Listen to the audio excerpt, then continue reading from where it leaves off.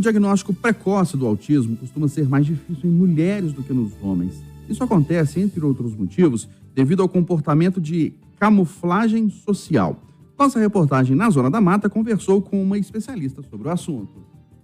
2 de abril é o Dia Mundial de Conscientização do Autismo, uma data voltada para as reflexões sobre o transtorno do espectro autista, e muitas ações durante o mês são voltadas para o tema, que trazemos também para o Itatiaia Entrevista de hoje. Conosco para falar sobre o assunto, a psicóloga Ana Dark Moreira Arcanjo. Ana, qual que é o conceito? O que é o autismo? O autismo é um transtorno do neurodesenvolvimento. Ele traz prejuízos na comunicação, na interação social e comportamentos da criança. Ele interfere muito na vida dessas jovens crianças, atrapalha muito as habilidades de interação com o outro, em brincadeiras, conversações. E que tipo de comportamento que o pai e a mãe devem ligar o alerta? Os sinais de alerta, eles incluem dificuldade na comunicação, interação social limitada, tem padrões de comportamentos repetitivos. Os pais de crianças bem pequenas, é importante eles estarem atentos às poucas respostas de contato visual. Às vezes acontece baixa expressividade dos bebês ao brincar, como sorriso, as interações físicas que a gente tem com os bebês, alterações também como sono, alimentação. E importantíssimo, tá? Sempre relatar ao pediatra e sinalizar para ele qualquer mudança que observar nesses comportamentos, nessa relação da criança com o mundo. Existe uma idade ideal para diagnosticar o autismo? Existe uma fase da vida em que isso fica mais claro?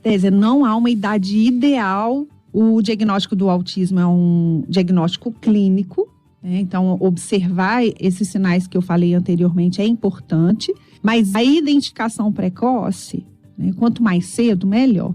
A gente começa a notar, né, uma variedade aí de comportamentos a partir dos 2, 3 anos. Porque a criança precisa ter repertórios de comunicação mais refinados. Então, se a criança não está nem balbuciando, nem produzindo nenhum som, isso chama muito atenção. Existe uma diferença de diagnóstico entre homens e mulheres? O diagnóstico é mais comum em homens que em mulheres. Mas pode ser diagnosticado sim em mulheres e vai ter uma variação aí dos sintomas. Então, é importante a gente estar atento, porque pode passar despercebido, porque as mulheres diagnosticadas com autismo, ela tem um pouco mais de habilidades sociais comparadas a autistas do sexo masculino.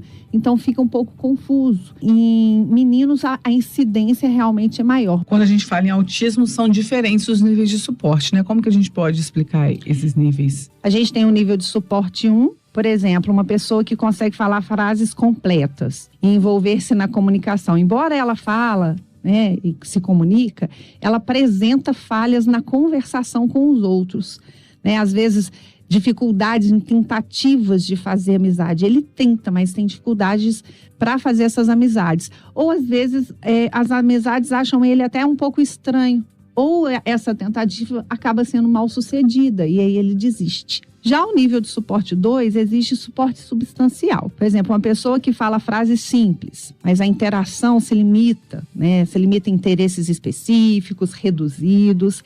E aí ele apresenta também falha na comunicação não verbal. Ela é bem acentuada. Então, seria como que ele gesticula, como que ele apresenta a resposta corporal dele. O nível de suporte 3, Désia, ele exige muito apoio. Tá? Eu acho que é o que mais chama a atenção na hora do diagnóstico e faz com que o diagnóstico seja mais rápido. E aí, por exemplo, no caso de nível suporte 3, pode reagir também de formas estranhas a nível de abordagens sociais, terem comportamentos mais rígidos, mais repetitivos, interesses mais rígidos também. Ana, e que tipo de acompanhamento as pessoas inseridas no TEA devem ter para garantir uma vida com mais desenvolvimento? Isso é muito importante, Désia. A gente precisa olhar para esse indivíduo de forma abrangente. Então, assim, ele precisa de um trabalho multidisciplinar, incluindo aí os psiquiatras, psicólogos, neurologistas, nutricionista é muito importante, educadores de todas as áreas, não só da área escolar, o desenvolvimento motor aí com os professores de educação física. Importante também terapeutas ocupacionais e fundamental o fonoaudiólogo.